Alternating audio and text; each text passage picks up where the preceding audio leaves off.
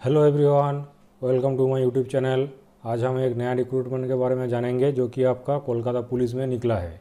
Kolkata police में यहाँ पर देखिए लेडी कांस्टेबल एंड कांस्टेबल के लिए वैकेंसी निकला है, ठीक है, 2022। तो यहाँ पर देखिए, यहाँ पर आपका बोल रहा है जो एज क्राइटेरिया है आपका ये रहेगा 18 ईयर्स से 27 ईयर्स, ओके, जो कि आपका जनवरी 1 2022 के अंदर होना चाहिए आपका एज, ओके। और यहाँ पर देखिए, यहाँ पर बोल रहा है कि no age relaxation is available for the civic volunteer serving under Kolkata police. मतलब कोलकाता पुलिस के अंडर जो भी सिविक वॉलेंटियर काम कर रहे हैं तो उनको कोई भी एज रिलैक्सेशन नहीं मिलेगा, ठीक है। उनको भी 18 ईयर्स से 27 ईयर्स के बीच ही उनका एज होना चाहिए।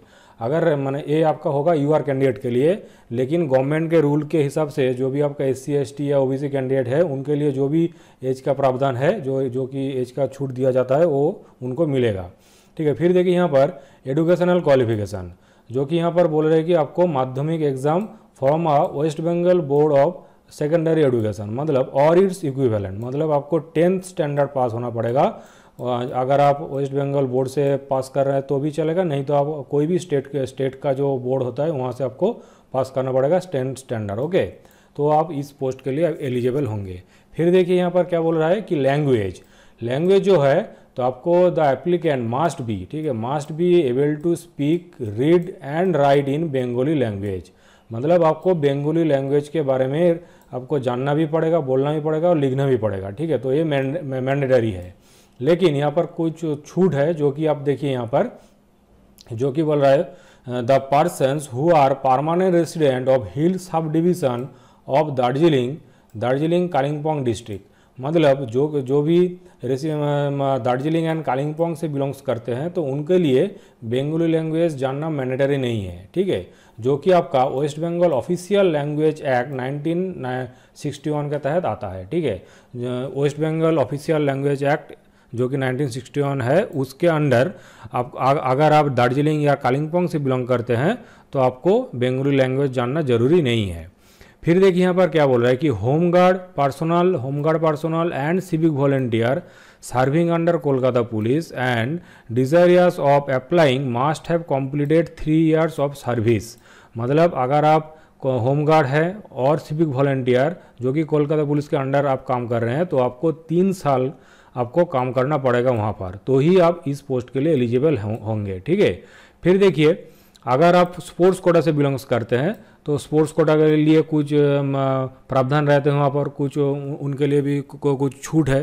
तो ये सब देखिए, तो यहाँ पर जितना भी स्पोर्ट्स कोटा है सब यहाँ पर डिटेल्स में दिया गया है, तो ठीक है, इसको थोड़ा आप लोग देख लीजिएगा। अगर आप इस स्पोर्ट्स कोटा से बिलोंग्स करते हैं तो आपको कुछ छूट मिलेगा एग्जाम में, ठीक है। फिर देखिए यहाँ पर जो है आपका ऑनलाइन एप्लीकेशन होगा जो कि आपका मई 29 से जून 27 तक होगा, ठीक है।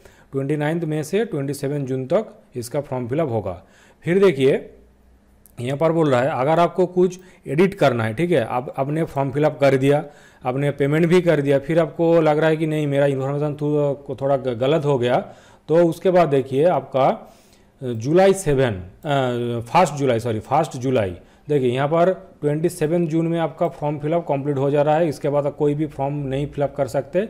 फिर आपका जुलाई में 1 जुलाई से लेकर 7 जुलाई तक आपका 1 हफ्ते का एक टाइम पीरियड रहेगा, उसके अंदर आप एडिट और रेक्टिफाई कर सकते हैं जो भी इन्फॉर्मेशन आप दिए हैं, ठीक है। फिर देखिए यहाँ पर क्या बोल रहे हैं, फिर देखिए यहाँ पर देखिए थोड़ा बहुत इसके साथ और भी थोड़ा हम लोग जान लेते हैं। ऐसा नहीं है कि सिर्फ हम फॉर्म फिलअप करेंगे और फॉर्म फिलअप के बारे में ही जानेंगे, ऐसा नहीं है। जो भी इन्फॉर्मेशन मिलेगा तो इन्फॉर्मेशन के बारे में थोड़ा बहुत जानना जरूरी होता है, ठीक है। ऐसा नहीं कि हर कुछ आपको एग्ज़ाम के लिए ही पढ़ना पड़ेगा, ऐसा नहीं है। जो भी इन्फॉर्मेशन जहाँ से भी मिलेगा थोड़ा बहुत जान लीजिए, ये आपके लिए बेहतर होगा। फिर देखिए यहाँ पर जो हमने पहले बोला था कि West Bengal official language act 1961, ठीक है। तो ये क्या बोल रहा है कि इसके तहत अगर आप हिल सब डिवीज़न जैसे कि आपका दार्जिलिंग हो गया, कालिम्पोंग या कार्सियांग, तो यहाँ से बिलोंग्स करते हैं तो आपको बंगाली लैंग्वेज और आपको नेपाली लैंग्वेज, कोई भी लैंग्वेज आप जानते हैं तो आप एप्लीकेबल हो जाते हैं, ठीक है। तो इसीलिए वहाँ पर मैंडेटरी जो देखिए पहला स्लाइड में जो भी था, देखिए यहाँ पर क्या बोल रहा है कि बंगाली लैंग्वेज मैंडेटरी नहीं होता है, तो वहाँ पर आपको नेपाली लैंग्वेज अगर आप जानते हैं तो भी आप इस पोस्ट के लिए अप्लाई कर सकते हैं, ठीक है। तो ये दो आपको लैंग्वेज आना ही चाहिए। आप कहीं से भी ऑल ओवर इंडिया में कहीं से भी आप लोग इस पोस्ट के लिए अप्लाई कर रहे हैं तो आपको या बंगाली या फिर नेपाली आना चाहिए, ठीक है। फिर देखिए आपका जो ये जो West Bengal official language act 1961 है, ये किसके तहत आता है? ये आपका आता है article number 345 of the constitution of India, ठीक है। आर्टिकल 345 जो कॉन्स्टिट्यूशन हमारा जो कॉन्स्टिट्यूशन है वहाँ पर जो आर्टिकल 345 है तो उसके तहत यहाँ पर West Bengal official language act 1961 बनाया गया था, ठीक है। तो इसके बारे में थोड़ा हम लोग जान लेते हैं कि आर्टिकल 345 क्या है।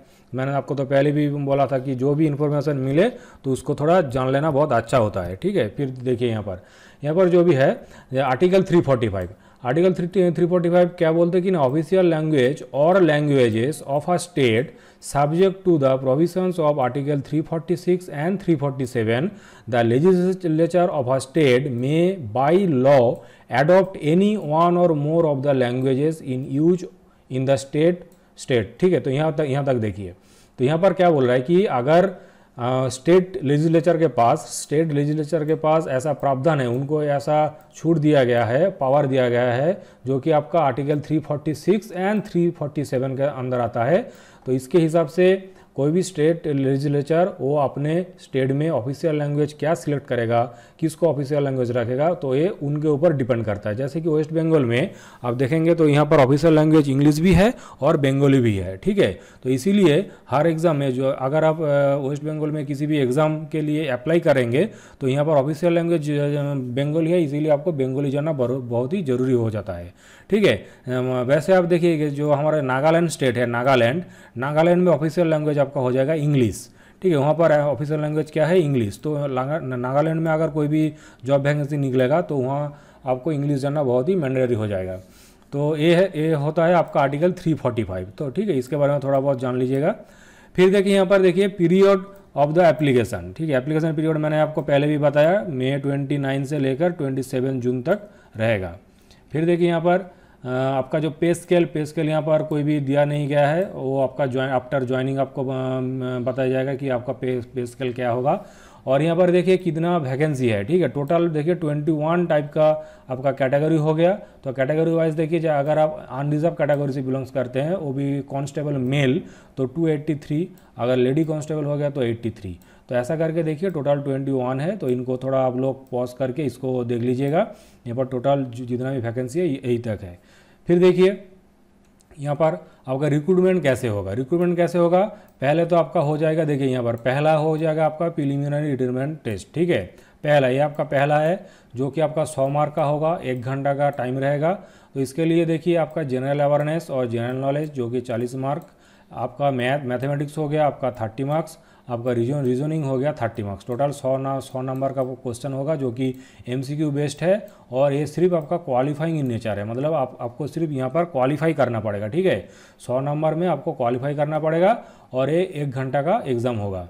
इसके बाद इसको क्वालिफाई करने के बाद आपका होगा यहाँ पर फिजिकल मेजरमेंट टेस्ट, जो कि आपका यहाँ पर देखिए कांस्टेबल, यहाँ पर कांस्टेबल मेल, यहाँ पर लेडी कांस्टेबल है, ठीक है। देखिए मेल कांस्टेबल के लिए आपका देखिए यहाँ पर चेस्ट वेट जितना भी है सब कुछ दिया गया है। इसको आप लोग ठीक से देख लीजिएगा, ठीक है। इसको पॉज करके देखिएगा। फिर देखिए 2 हो गया। इसके बाद आपका आ गया तीसरा क्या है आपका physical efficiency test, okay. Physical measurement हो गया, इसके बाद फिजिकल एफिशिएंसी। तो आप अगर आप मेल हैं तो मेल के लिए 1600 मीटर जो कि आपका 6 मिनट 30 सेकंड के अंदर कंप्लीट करना पड़ेगा। फिर देखिए लेडी कांस्टेबल, तो इसके लिए आपका 800 मीटर जो कि आपका 4 मिनट और 30 सेकंड के अंदर क्लियर करना पड़ेगा। और जो आपका टाइमिंग्स है, ये आपका टाइमिंग्स आपका रेडियो फ्रीक्वेंसी आइडेंटिफिकेशन डिवाइस से मेजर किया जाएगा, ठीक है, RFID। तो देखिए ये भी आपका क्वेश्चन आता है बहुत बार। देखिए यहाँ से कितना सारा आपको इन्फॉर्मेशन मिल गया। RFID का फुल फॉर्म क्या है? Radio frequency identification device, okay. तो देखिए तो इस टेक्नोलॉजी के मदद से आपको टाइमिंग यहाँ पर कैलकुलेट किया जाएगा। तो फिर देखिए ये हो गया 4, फिर आएगा आपका ये हो गया आपका 3, फिर आएगा आपका 4 नंबर में क्या है आपका रिटन एग्जामिनेशन। मैंने आपको पहले प्रिलिमिनरी टेस्ट आपने दिया, देखिए पहले आपने प्रिलिमिनरी टेस्ट दिया, उसके बाद आपका फिजिकल मेजरमेंट टेस्ट हुआ, उसके बाद आपका फिजिकल एफिशिएंसी टेस्ट हुआ, उसके बाद होगा फाइनल रिटन एग्जामिनेशन। ठीक है, ये आपका रिटन एग्जामिनेशन है जो कि आपका 80 मार्क्स का आएगा। तो किस विषय में आएगा, देखिए जनरल अवेयरनेस हो गया, इंग्लिश हो गया, मैथ हो गया, रीजनिंग हो गया, जो कि आपका देखिए यहाँ पर टोटल मिलाकर आपका हो गया 85। यहाँ पर आपको 1 घंटा मिलेगा इसके लिए। ठीक है, यहाँ पर एक घंटा मिलेगा। और ये देखिए यहाँ पर ये भी आपका MCQ बेस्ड होगा। ठीक है, ये भी आपका MCQ बेस्ड ही होगा। तो इसके बाद इसको क्लियर करने के बाद आपको यहाँ पर फिर से इंटरव्यू देना पड़ेगा जो कि आपका 15 मार्क का आएगा। ठीक है, तो ये टोटल आपका 5 एग्ज़ाम होगा। तो इन सब को क्लियर करने के बाद आपका डॉक्यूमेंट वेरिफिकेशन, मेडिकल टेस्ट, ये सब क्लियर करने के बाद आपको फाइनल सिलेक्शन दिया जाएगा। ठीक है, तो यहाँ पर देखिए फीस क्या है।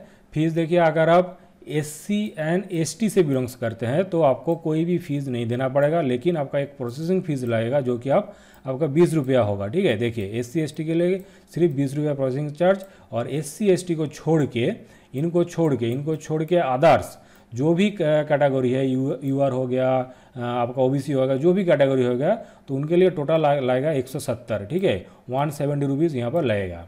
फिर देखिए फोटोग्राफ, जो भी फोटोग्राफ है इस आपको 10 कभी से अंदर 50 कभी तक, मतलब 10 से 50 कभी के अंदर आपको फोटोग्राफ का साइज होना चाहिए।